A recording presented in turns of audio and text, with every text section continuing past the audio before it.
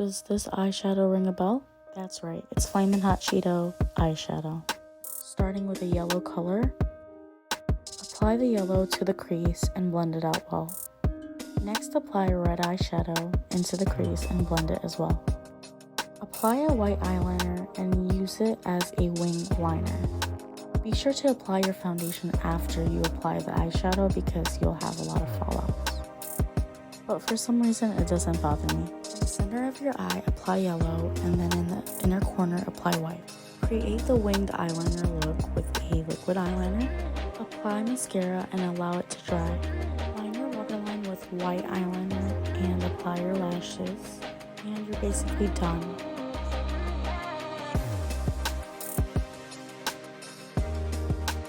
Thank you all so much for watching this video. If you ended up liking this video, please do give it a thumbs up down below and don't forget to share it with your friends and family. If you wish to see more videos like this, please do subscribe to my channel. All you have to do is hit the subscribe button. Until my next video, stay safe, take care, goodbye.